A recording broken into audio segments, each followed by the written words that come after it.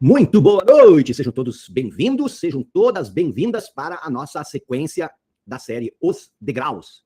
Na semana passada, nós fizemos uma aula de perguntas e respostas sobre os 5 primeiros degraus, e agora nós vamos hoje trabalhar o 6º degrau. Sempre lembrando, a série Os Degraus é uma análise, um estudo dos 13 passos em direção à riqueza estabelecidos por Napoleon Hill. Então, nós estamos fazendo essa análise, nós estamos fazendo essa avaliação de cada um desses 13 passos da riqueza. Nós estamos quase na metade e nós hoje vamos ver o 6º passo, o 6º degrau em direção à riqueza. A gente vai fazer toda essa análise, toda essa avaliação, ver o que ele escreve, por que ele escreve isso, o que faz sentido, o que não faz mais sentido, porque, afinal de contas, é um livro que foi escrito numa era completamente diferente, onde nós não tínhamos nem televisão. Tínhamos o rádio, estava surgindo o rádio com força total, logo depois veio a televisão. Hoje nós estamos numa era completamente diferente. Então, boa noite, Thalita. Denis, boa noite. Caco, Moisés, boa noite. Que bom que você está aí, Moisés. Acalme-se, boa noite. Não sei quem está com esse nome. Fabião, boa noite, Fábio. Wellington, Eduardo, Kátia, pessoal que está entrando agora. Rony, já falei. Nilce, Danilo, Pontes, boa noite. Kátia, Beatriz, Felipe, boa noite, Felipe. Susan, Nilce, boa noite. Maria Camargo, boa noite. Aí, galera, boa noite, sejam todos bem-vindos. Silvia, Michele, Cletson, Luciene. Então, Éder, boa noite. Alessandra, só para lembrar, é importante, eu gosto pelo menos, Terezinha, boa noite. Railton, Éder. Eu gosto muito, Lucas Pereira, boa noite. Eu gosto muito de Noemi, boa noite. Franco, pessoal chegando agora. Cássio de Paula, Terezinha, já falei. Luísa Molina, boa noite. Claudinei, sejam bem-vindos. Então, o que acontece? Eu gosto, pessoalmente, de memorizar cada um desses degraus. Eu sempre gosto de ter isso muito claro na minha frente. Eu gosto de pensar que eu sei quais são os 13 degraus, eu tenho uma noção básica sobre isso. Isso é muito diferente do que ler um livro. Por exemplo, se você lê um livro como Quem Pensa Enriquece, tá bom, você passa por todos esses degraus, você passa por todos esses tópicos, mas quando você chega no último, eu vou perguntar quantos você sabe, e aí, cara, se você não sabe nem o degrau, como é que você vai entender o passo a passo que é preciso ser tomado? Então, isso é uma coisa que eu gosto muito. Eu não tenho o hábito de ler simplesmente um livro. Eu leio o livro, mas se eu gosto do livro, se eu vejo importância nele, eu mergulho profundamente, eu me debruço, eu quero entender cada ponto, eu quero entender os conceitos antes de partir para outro livro. Muitas pessoas veem a leitura como uma gincana. O que é uma gincana? Tem que chegar. Cara, não adianta você ler livros. O ler livro, isso não vai te trazer nada. A leitura por si só não vai te trazer nada. O que vai te trazer é você entender o princípio e você incorporar ele no dia a dia. O próprio Hill, hoje nós vamos falar sobre isso, o próprio Hill, ele diz o seguinte, que uma das questões do fracasso, um dos pontos do fracasso é justamente essa questão de que as pessoas, elas se apegam muito ao conhecimento e não àquilo que pode ser feito através do conhecimento. Então, estou até olhando aqui onde ele diz isso. Isso é muito importante. Você não confundir o que você sabe com aquilo que você é capaz de fazer com aquilo que você sabe. Então nós vamos ver tudo isso hoje, nós vamos falar sobre o 6º. Nós vamos falar sobre o 6º degrau, que é o planejamento organizado. Boa noite, Samuel, boa noite, Hildo, Pati, Jaqueline, Hilda, Ednei, boa noite, Thelma, Luanda, boa noite, Jairo, boa noite, sejam bem-vindos. Vamos lá então. Qual é o primeiro degrau? O primeiro degrau é o desejo ardente. O que é o desejo ardente? É você não só saber aquilo que você quer, não só ter clareza do que você quer, mas você ter um desejo que arde em você. É uma diferença entre você ter um propósito, entre você ter um objetivo, entre você ter uma meta, entre você saber o que você quer e você ter um desejo ardendo por isso. Ter um objetivo é uma coisa.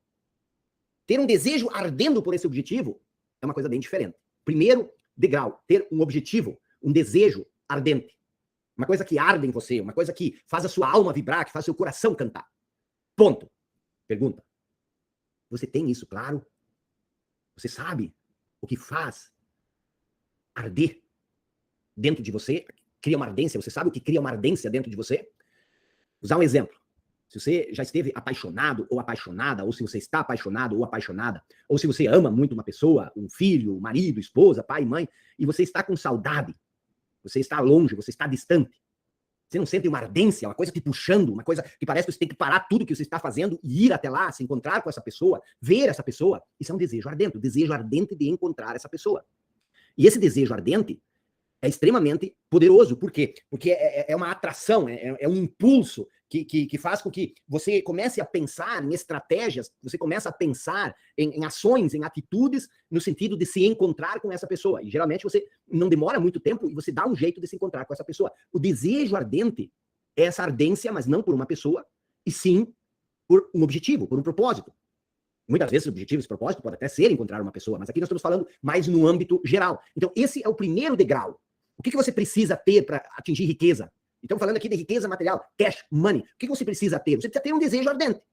Desejo ardente. O que é o desejo ardente? Isso que eu expliquei. Ponto 1. O ponto número 2. O que você precisa ter, além do desejo ardente? Você precisa ter a fé. Você precisa ter fé. E presta atenção. Se você está chegando agora, tem a aula gravada sobre fé, a aula 2. É importantíssimo você rever essa aula.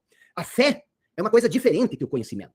O conhecimento, ele te dá uma esperança. O conhecimento, ele te dá uma noção, ele te dá uma ideia de como fazer, de como organizar. A fé é algo completamente diferente.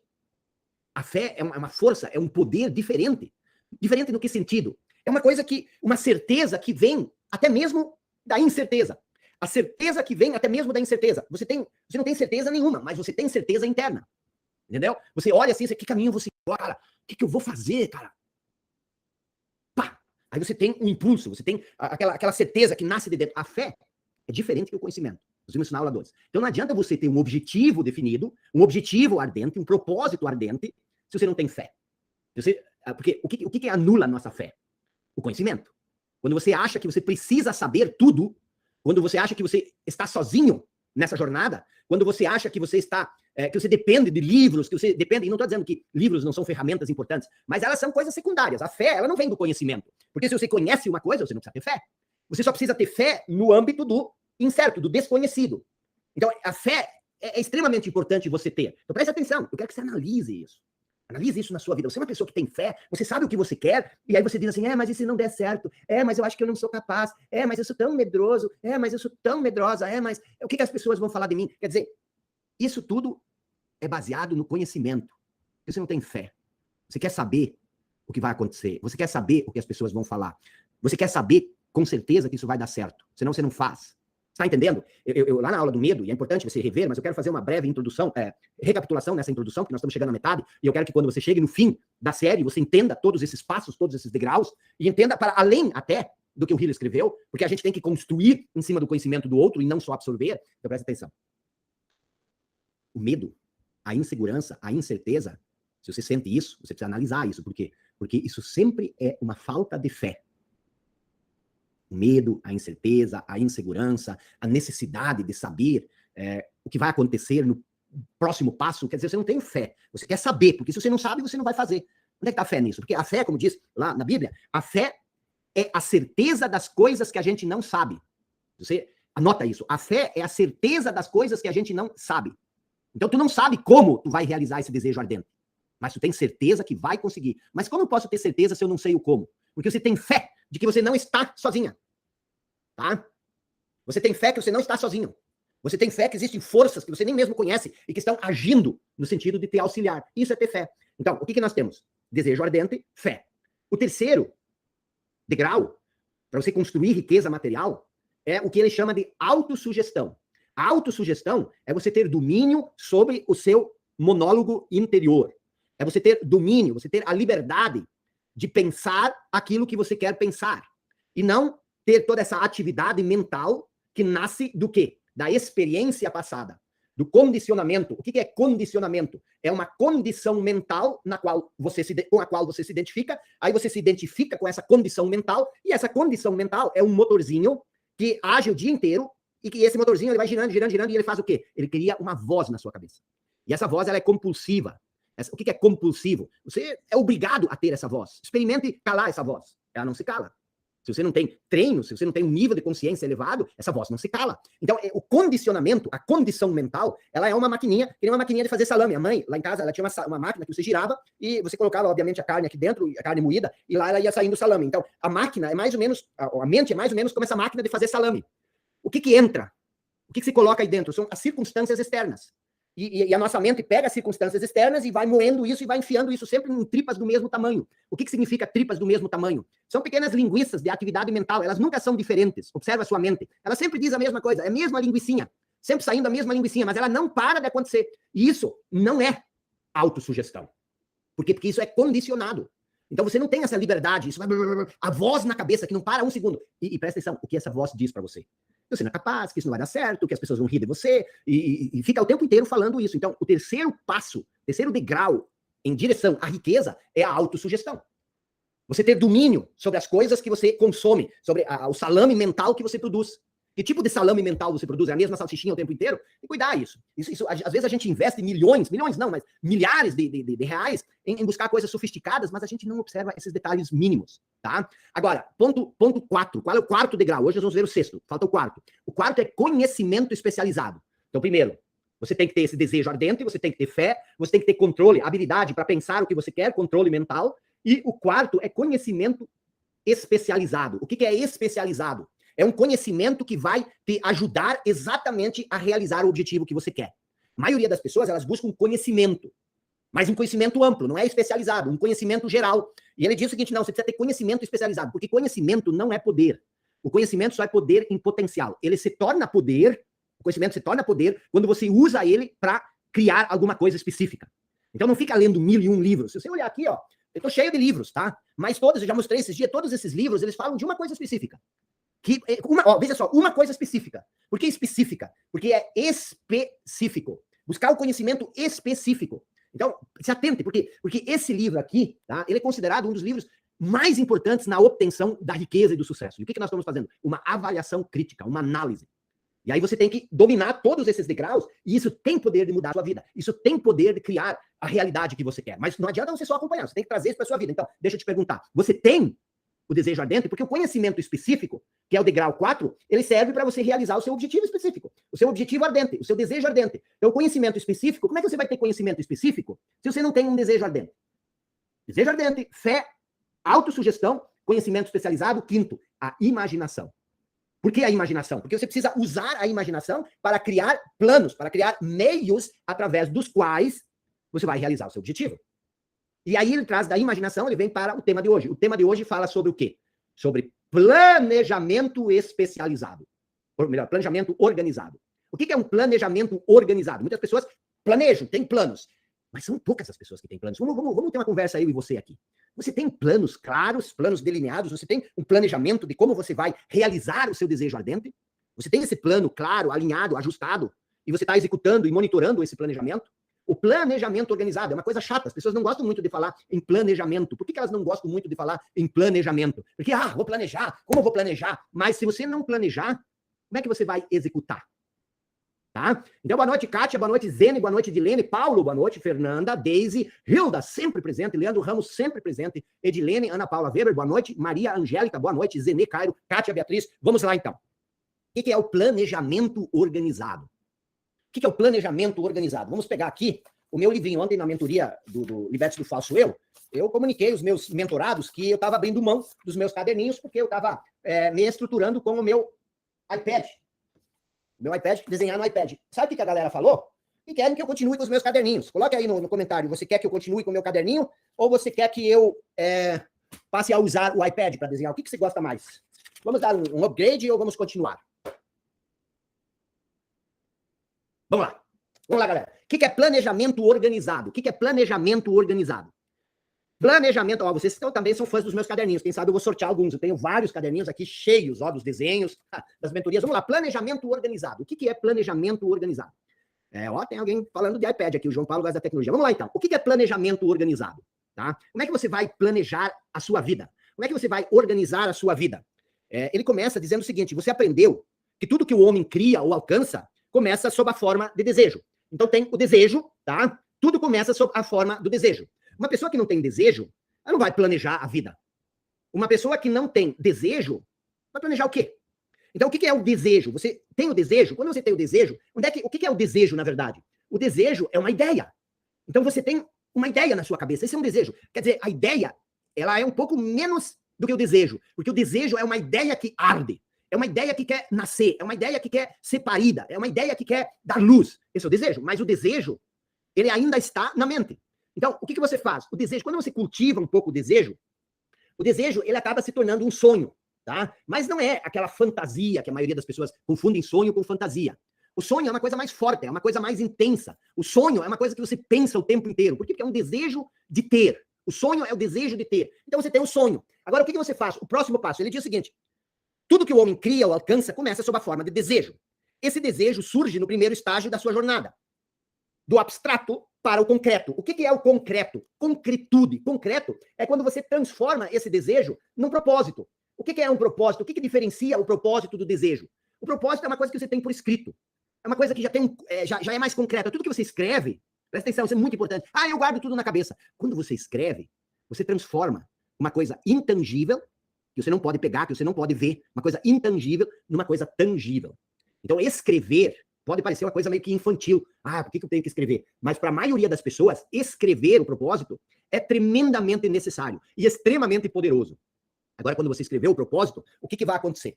Você tem o propósito. Muitas pessoas, elas têm um desejo, elas têm um propósito, mas elas não sabem o que fazer. Qual é o primeiro passo? O que eu preciso fazer? Como é que eu vou agir? Não, eu tenho esse desejo, eu tenho o desejo de empreender. Qual é o primeiro passo? Como é que eu faço? O que eu faço? Então, o que você faz? Você planeja. O que é planejar? Você cria um plano. O que é criar um plano? É começar a escrever o que você quer. É começar a esboçar um desejo. O que é esboçar um desejo? Esboçar um desejo é, por mais rude que seja, você começa a desenhar. Por exemplo, presta atenção. Quando eu vou escrever um livro, esses dias uma pessoa disse, eu já tenho 3 capítulos, não, eu já tenho 3 títulos de livros. Como é que eu faço o resto? Quer dizer, como é que você escreve um livro? Como é que um livro é uma coisa tão abstrata na sua cabeça? Primeiro você escreve uma palavra. Por exemplo, quando o óbvio que ignoramos, a primeira palavra que eu escrevi foi talento. Pessoas de sucesso têm talento. O que mais elas têm? Aí, por exemplo, você tem um desejo ardente de de criar uma marca de roupa, vamos supor. Aí você escreve aqui. Primeira palavra que vem à cabeça sobre roupa. Feminina, masculina, cool, legal, extrovertida, clássica. Quer dizer, você começa a rabiscar as coisas básicas, as noções básicas, tá? Então, Nilce diz, meu sonho, é escrever um livro. Sobre o que você quer escrever? Então você nunca, porque a maioria das pessoas, elas não conseguem fazer um planejamento, porque elas acham que elas precisam ter a ideia toda na cabeça. Que elas precisam, às vezes, se você escrever só o nome, por exemplo, você quer abrir uma creche, aí você escreve crianças, e aí você vai desenhando. Deixa eu dizer uma coisa. Tem uma empresa, tá, que se chama Mary Kay Cosméticos. Você sabe como surgiu a Mary Kay Cosméticos?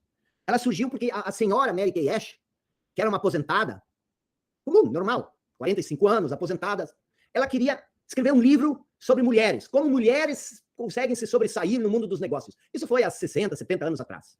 E aí o que ela fez? Ela disse, mas eu não sei escrever um livro. Aí ela pegou e fez isso. Ela pegou e rabiscou uma página, e aí ela escreveu aqui, prós e contras.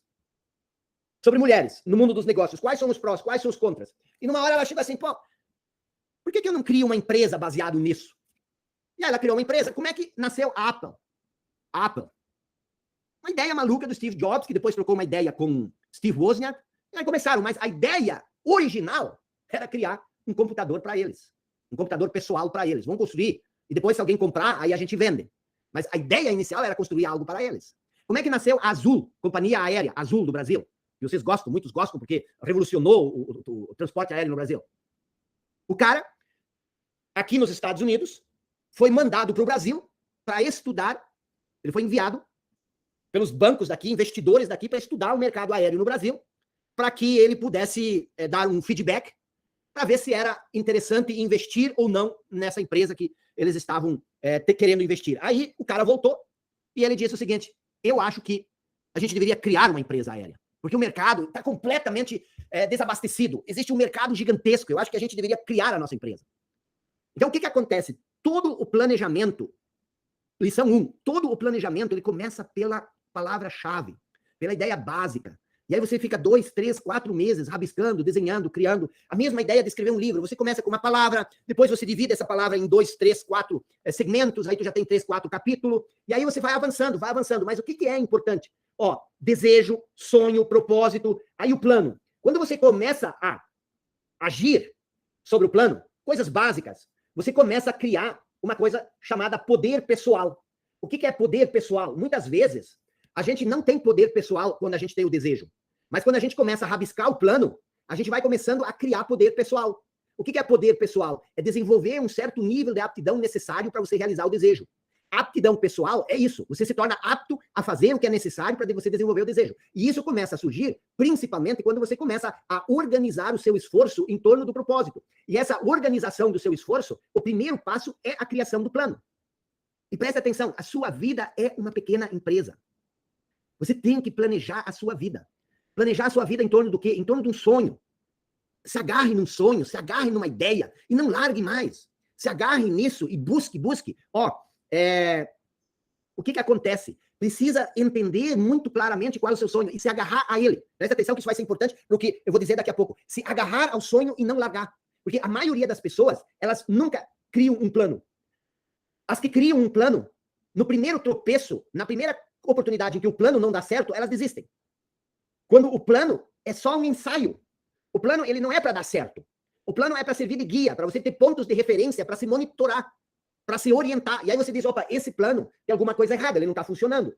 Então, o que eu posso mudar? Eu vou experimentar mudar esse ponto aqui. Ok, mudei esse ponto X. Melhorou um pouco, mas ainda não está bom. Aí você olha o plano e você diz, pô, isso aqui eu acho que não está funcionando muito bem. Então, vamos mudar isso. Aí você muda o ponto Y. O plano, ele não é para dar certo. Não tem como você fazer um plano que dê 100% certo. O plano é um conjunto de ações que você define para você ir se orientando, mas você vai ter que fazer os ajustes. Então, preste atenção.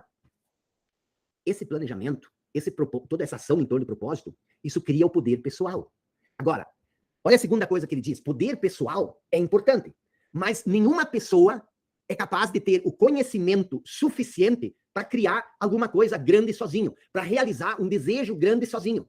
Você precisa o quê? Você precisa de pessoas à sua volta para lhe ajudar. Então, o poder pessoal,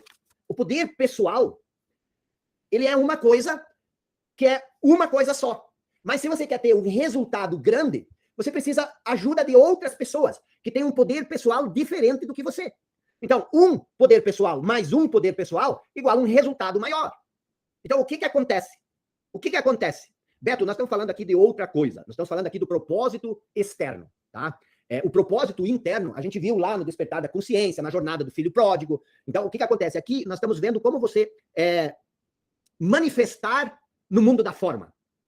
Manifestar no mundo da forma. O que é manifestar no mundo da forma? Você já está conectado com a sua essência, você já tem, e mesmo que você não está ainda, mas isso aí é o seu propósito externo. O que é o propósito externo? O propósito externo é criar formas e vivenciar as formas. Entendeu, Beto? Mas foi interessante a sua pergunta. Muitas pessoas dizem, mas tu não está contradizendo o que você fala nas outras séries? Não. Na série sobre o despertar, eu falo do propósito interior. O propósito interior é despertar para a sua própria essência sem forma. Esse é o propósito primário, o propósito interior. O propósito exterior é você criar formas e vivenciar no mundo, a interação das formas, no mundo das formas. E o que acontece? O propósito supremo é você sincronizar, harmonizar o propósito interno e o propósito externo. Então, o que nós estamos falando aqui? Uma vez que você já tem um plano, você precisa buscar outras pessoas para te ajudar. Porque sozinho, você não tem capacidade, pelo menos se você tem um sonho, um desejo mais ousado, você não tem condições de fazer sozinho. Então, você tem que ter a habilidade de entender que você precisa da ajuda de outras pessoas. Por exemplo, se você quer ter uma empresa, você vai precisar de funcionários, você vai precisar de contador, você vai precisar de uma série de pessoas que te ajudem nesse processo. Mas você não vai conseguir ter a ajuda de outras pessoas se você não tiver um plano. Se você não tiver um objetivo. Porque aí você nunca vai procurar a soma. E isso não significa ser um sócio. Pode ser um colaborador. E isso aqui, nós vamos ver mais na frente, num outro degrau, isso aqui é a mente mestra. O que é a mente mestra? É a união de duas ou mais pessoas num perfeito estado de espírito, num perfeito estado de harmonia, agindo em torno da realização de um propósito. Então você diz, mas por que uma outra pessoa iria me ajudar a realizar o meu propósito? Ora, porque o propósito dessa pessoa, qual é o propósito do contador? Ajudar a cuidar da contabilidade de outras pessoas. Então o propósito do contador, se ele não tem outras pessoas para cuidar da contabilidade, qual é o sentido dele, do propósito dele? Então o que acontece? Ele diz o seguinte, você precisa aliar-se a um grupo de pessoas para a execução dos seus planos, se você quer acumular riquezas. Então isso é criar uma mente mestra. E você precisa definir quais são os benefícios que essas pessoas vão ter. E você também precisa se reunir em torno de 2 vezes por semana, se reunir com essa mente mestra para discutir o seu planejamento. Tá? Pessoal, eu não vou responder, né, muitas perguntas, porque aí eu não consigo passar o conteúdo. Volta e meia a gente faz uma aula de perguntas e respostas, tá? Então, o que você precisa entender? Tá? Você precisa entender que se você criar um plano, e se esse plano não funcionar, você precisa criar um outro plano. Mas você não pode abandonar o seu desejo. Porque se um plano não funciona, isso só serve para uma coisa, para dizer que o plano que você fez não funciona. Então, o planejamento organizado significa o planejamento em torno do seu objetivo definido, em torno do seu desejo ardente. E aí o que acontece? Ele diz o seguinte: o mais inteligente dos homens não pode ter sucesso na acumulação de dinheiro, nem em qualquer outra atividade, sem planos práticos e executáveis. Qual é o seu plano para a sua vida? Ele é executável? Você consegue dividir o seu plano em pequenas etapas? E você conseguir agir no sentido de realizar etapa por etapa? Porque, presta atenção, se você falha numa etapa, você falhou nessa etapa, mas você não falhou na vida. Você não é um fracasso. Você não é uma pessoa que fracassou. O que fracassou foi aquela etapa do seu planejamento. Muitas vezes a gente olha para o planejamento da gente e às vezes umas coisas não saem do jeito como você quer. Às vezes durante um mês você não tem os resultados que você gostaria. E isso não significa necessariamente que você é um fracasso. Quer dizer, em hipótese alguma, isso significa que você é um fracasso. E isso também não significa necessariamente que o seu plano é um fracasso. Isso significa que você tem que monitorar, você tem que olhar qual é o passo que não está funcionando. Qual é a parte que não está dando os resultados que você gostaria. Então ele diz o seguinte: aprenda com seus erros. Porque a derrota temporária deve ter apenas um significado: a certeza de que existe alguma coisa errada com o seu plano. Aí ele diz o seguinte, presta atenção que isso é forte. Milhões de pessoas atravessam a vida na miséria e na pobreza por falta de um bom projeto para conquistar riquezas. No livro As 16 Leis do Sucesso, ele diz o seguinte: a pobreza não precisa de planos. Ela se impõe, ela é espontânea, ela é atrevida. A pobreza, ela é atrevida. A riqueza precisa ser conquistada, ela precisa ser seduzida. E como é que você seduz a riqueza? Ele até chega assim, uma coisa que eu não gosto de falar, porque muitas pessoas não gostam, mas ele diz o seguinte, isso foi, aliás, Maquiavel que disse que a riqueza é como uma mulher caprichosa. Ela precisa ser seduzida, ela precisa ser conquistada com elegância, com não sei o quê. Mas é o seguinte, a riqueza, você precisa ter planos para a riqueza. Se você não tem um plano para criar riqueza, para criar sucesso, isso aqui é um plano. E nós estamos estudando, é um plano. Nós estamos estudando os 13 degraus. Então, isso é um plano. O desejo ardente é uma parte do plano. A fé é outra parte do plano. O controle sobre o pensamento, a autossugestão é outra parte do plano. O conhecimento especializado é outra parte do plano. Você saber usar a imaginação é outra parte do plano. E agora, o próprio planejamento organizado é outra parte do plano. Então, isso é extremamente importante, você ter essas noções básicas. Ele diz o seguinte: ninguém está derrotado até que desista. Na sua mente. A desistência mental. E preste atenção, nós seres humanos, nós somos inclinados a desistir. Nós desistimos de tudo na nossa vida. Nós desistimos do casamento. Nós desistimos. O casamento não deu certo, tem um probleminha. É muito mais fácil você se separar. O namoro não deu certo, é muito mais fácil se separar. O relacionamento com o pai e com a mãe não dá certo, é muito mais fácil brigar com eles e se separar. A relação com o nosso filho não está indo bem, é mais fácil a gente cortar relações com um amigo. Se não está dando certo com o amigo, é mais fácil você brigar com ele. Por quê? Porque nós desistimos muito fácil. Você não pode desistir tão facilmente das coisas. Porque muitas vezes a única coisa que está errado é uma pequena parte do plano, é uma pequena etapa. Então o que acontece? Ninguém está derrotado até que desista. Só que nós vamos ver isso mais à frente, por isso é importante que você assista essas aulas. Porque nós também desistimos da nossa série. Imagina se na semana que vem eu fosse vir aqui e dizer, eu desisti. Não dá, a gente tem que ir até o fim. A gente assume, porque, a gente desenvolve o hábito de desistir. E aí sempre que aparece uma adversidade, a gente desiste. Entendeu? Então o que acontece? Quando observamos indivíduos que acumularam grandes fortunas, em geral, vemos apenas os seus triunfos, ignorando as derrotas temporárias que tiveram de ultrapassar antes de chegarem lá. Isso é muita verdade, pessoal. Você olha para uma pessoa que tem sucesso e você acha que ela chegou assim, sem nunca ter tropeçado, sem nunca ter fracassado. E aí você olha para você e diz, eu estou tropeçando, estou fracassando, eu vou desistir. Por quê? Porque eu não tenho o sucesso que o outro tem. Então você tem que se habituar a persistir. Só que tem que ser uma persistência sábia, uma persistência inteligente, uma persistência onde você monitora. O Valdir Binches sempre dizia assim para mim, quem não monitora, não administra. Então você tem que monitorar o seu plano. Você tem que monitorar os seus passos. E ele diz o seguinte, presta atenção. Nenhum seguidor dessa filosofia, dos 13 degraus, dos 13 passos em direção à riqueza, nenhum seguidor dessa filosofia deve esperar acumular fortuna sem experimentar derrotas temporárias. Quer dizer, a derrota faz parte. E quando isso acontecer, diz ele, aceite como um sinal de que os planos não foram bem elaborados. Então, refaça os planos e retome o caminho em direção à sua meta. Você entendeu isso? Isso parece tão simples, mas a gente peca nisso. A gente erra muito nisso. Quantas coisas você já começou e você desistiu? Não vamos desistir mais. Quer dizer, muitas vezes você desiste de uma parte do seu plano. Não, você não desiste disso. Você aprende com isso e você avança sobre esse aprendizado. Então, escreva isso. Quem desiste nunca vence. E só vence quem nunca desiste.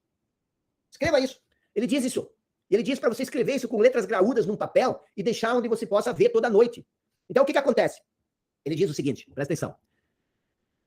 Muitas pessoas pensam o seguinte, mas como eu vou começar? Eu não tenho dinheiro, eu não tenho por onde começar. É preciso ter dinheiro para ganhar dinheiro. Como é que eu vou começar se eu não tenho nem um tostão furado para investir? Olha o que ele diz. Algumas pessoas acreditam equivocadamente que só o dinheiro faz dinheiro. Não é verdade. Presta atenção. O desejo, transformado em seu equivalente monetário pelos princípios aqui descritos, é o instrumento com o qual o dinheiro é feito. Isso é extremamente importante. Por quê? Porque é ali que ele fala da questão da fé, do atributo da fé. O que é o atributo da fé? Aquilo que nós vimos no degrau 2. Porque eu preciso de dinheiro para fazer dinheiro. Isso é conhecimento. A fé, ela diz o seguinte, a maioria dele diz o seguinte, o dinheiro em si nada mais é do que matéria inerte, estática. Não pode mover-se, não pode pensar, não pode falar, mas pode ouvir quando alguém o deseja e o chama.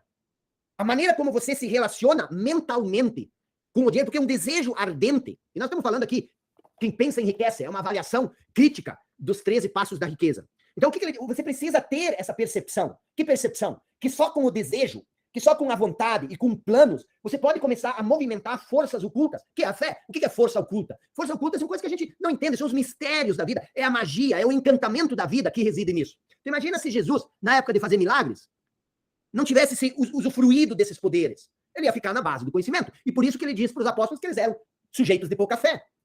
Então ele diz o seguinte, praticamente todas as grandes fortunas começaram pela compensação por serviços pessoais ou pela venda de ideias. E saber disso deve ser um bom estímulo. Se você tem uma boa ideia, o que é uma startup? Uma startup é uma boa ideia com um bom plano em volta.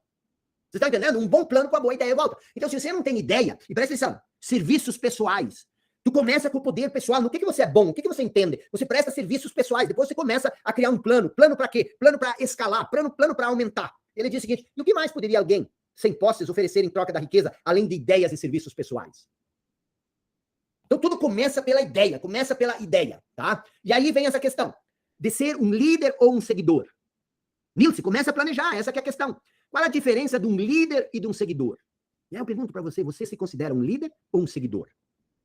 Ele diz o seguinte, não há desonra em ser um seguidor. Tudo bem, se você quer ser um seguidor, tudo bem. Mas, por outro lado, não há vantagem em manter-se como um seguidor. Por quê? Porque o seguidor, ele sempre vai ficar na sombra da outra pessoa. Então, ele trabalha muito essa ideia de você ser um seguidor inteligente, você seguir um líder, ser um seguidor inteligente para aprender com esse líder e, a partir disso, você se tornar um líder. Ele diz que todos os grandes líderes um dia foram seguidores inteligentes. E se você não se tornar se você não é capaz de ser um seguidor inteligente, você raramente vai ser um líder. Olha que interessante. Se você não for capaz de ser um seguidor inteligente, você raramente vai ser um líder. E ele diz o seguinte, aquele que melhor segue o líder é, em geral, o que desenvolve mais rapidamente qualidades de liderança. Ser um seguidor inteligente tem muitas vantagens, entre elas a oportunidade de assimilar o conhecimento do líder. Isso é muito importante. E aí ele coloca, tá, alguns princípios que eu quero passar rapidamente, que são atributos importantes para você ter. Quais são? Para ser um líder. Por exemplo, primeiro, você precisa ter coragem inabalável. E o que é a coragem inabalável? É ser corajoso. O que é ser? Uma pessoa que tem fé, ela é corajosa. Uma pessoa que tem um desejo ardente, ela é corajosa. Uma pessoa que tem controle mental, que tem autocontrole, autossugestão, ela é corajosa. Uma pessoa que tem conhecimento especializado, ela é corajosa. Uma pessoa que sabe usar a imaginação, ela é corajosa. Uma pessoa que tem um planejamento organizado, ela sempre tem mais coragem do que aquela que está confusa e perdida. Então ele diz o seguinte, autoconhecimento e familiaridade com a própria ocupação. Isso que dá coragem. Vou repetir, autoconhecimento, que é a atitude, você se conhece verdadeiramente, e familiaridade com a própria ocupação. O que seria? Você sabe o que você faz. Por quê? Porque você tem aptidão, você desenvolveu aptidão. Aquela minha formulazinha que eu criei, que é aptidão mais atitude igual a poder pessoal. Segundo ponto, autocontrole. Então, primeiro, é coragem inabalável. Segundo, você tem que ter autocontrole. Já falamos muito sobre isso. Ele diz o seguinte, o indivíduo que não consegue se controlar, jamais poderá controlar outras pessoas. E controlar no sentido de liderar. Ajuda muito se a pessoa se conhece. O autocontrole, tá? A firmeza de decisão. Você ser firme. A pessoa que oscila nas suas decisões, que uma hora pensa assim, outra hora pensa assado, ela perde um pouco essa noção, essa força de liderança. Então você precisa ter firmeza de ação, um agudo senso de justiça. Ser imparcial, você ser justo mesmo que isso doa para você. Você ter esse senso de justiça, fazer o que é certo e não o que é conveniente. Mesmo que o certo seja inconveniente. Porque pessoas preferem fazer o que é conveniente. A conveniência no lugar do que é certo. E isso não funciona. Definição de planos. Você precisa ter planos. E as pessoas à sua volta, os seus seguidores, precisam entender, a sua mente mestra precisa entender quais são os seus planos. Hábito de dar mais do que recebe. Poderosíssimo. É não você sempre tentar encontrar um atalho, sempre fazer menos, mas você fazer mais do que é o esperado. Sempre fazer mais do que é esperado. Ter uma personalidade agradável. A honestidade, a transparência, a seriedade, você cumprir com aquilo que você promete, tudo isso é muito importante. Porque isso desenvolve uma personalidade agradável. Qual é a personalidade agradável? Não é o puxa-saco. A personalidade agradável não é aquele cara que sempre bate nas suas costas e sorri na tua frente e quando vira as costas fala mal. Personalidade agradável é aquela pessoa que você sabe que você pode contar, que você sabe que você pode confiar, que você sabe que você pode contar as coisas, se ela vai te dar um feedback, não é para dizer o que você quer ouvir, mas que tem compaixão, que tem um senso de entendimento, que tem simpatia, que tem empatia com você, e que está do seu lado, mas quando é preciso dizer uma coisa dura, diz. Por quê? Porque sabe que isso vai te fazer bem. Solidariedade e compreensão. A pessoa solidária com os outros, aquele não que só pensa em si. E aí vem uma coisa assim, atenção nos detalhes. Cara, outro dia eu fui comprar um carro, fui fazer um negócio de um carro, e o vendedor do carro, ele sentou comigo dentro do carro, ele já tinha vendido o carro, eu queria ir embora. Mas era uma atenção aos detalhes, ele me explicando, isso aqui serve para isso serve para aquilo, peraí, deixa eu te mostrar mais isso, mais aquilo. Uma delicadeza em querer me mostrar tudo, como funciona, o que é isso, o que é aquilo. Então você ter essa atenção aos detalhes. E a determinação, você ser uma pessoa determinada em assumir responsabilidade. Ninguém mais quer assumir responsabilidade. Ninguém mais chama a responsabilidade para si. Todo mundo aponta o dedo para todo mundo, ninguém diz, não, deixa aí comigo, eu vou fazer. Então, o que você tem que fazer? Você tem que fazer o seguinte, você tem que ser um líder, aquele que chama a responsabilidade. Se você chama a responsabilidade para você, e se você consegue dar conta, você vai ser um destaque, você vai ser um sucesso. E a cooperação. Pessoas, você cooperar e ter a cooperação das pessoas. Então, esses são alguns pontos, alguns atributos que você precisa desenvolver. E isso tudo faz parte do planejamento. Você planeja ter coragem. Você planeja autocontrole. Você planeja o senso de justiça. Você planeja a firmeza de decisão. Você planeja assumir responsabilidade. Ninguém nasce com talento de ser responsável. A responsabilidade é uma decisão, é um plano. Você assume isso. A partir de hoje eu vou fazer isso. A partir de hoje eu vou fazer aquilo. Então, essa, meus queridos, minhas queridas, é o 6º degrau. É o 6º degrau. Planejamento organizado. Começa a planejar a sua vida, planejar pequenas coisas, você vai planejando, e você vai crescendo, as coisas vão tomando forma. Esse planejamento, ele segue o processo, E olha só, a nossa próxima aula, na próxima semana, o 7º degrau é a decisão. Como ser uma pessoa decidida? Você viu que aqui, um dos atributos é a firmeza de decisão. Como é que você se torna uma pessoa? Como é que você se torna uma pessoa com firmeza de decisão? Uma pessoa que as pessoas olham e dizem, aqui é uma pessoa de decisão. Como é que você se torna? Esteja comigo na segunda-feira, tá? Na segunda-feira, nós vamos falar sobre isso. Nós estamos fazendo uma análise crítica, uma avaliação crítica dos 13 passos em direção à riqueza estabelecidos por Napoleon Hill. E isso não significa que nós estamos aceitando tudo que ele diz. Muitas coisas nós contestamos, nós questionamos, nós debatemos, mas em relação à organização, ao planejamento organizado, nota 10. Assino embaixo. É isso, é assim que tem que ser. Tá, meus queridos? Eu vou preparar uma surpresa para vocês na semana que vem, tá bom? Forte abraço, tamo juntos.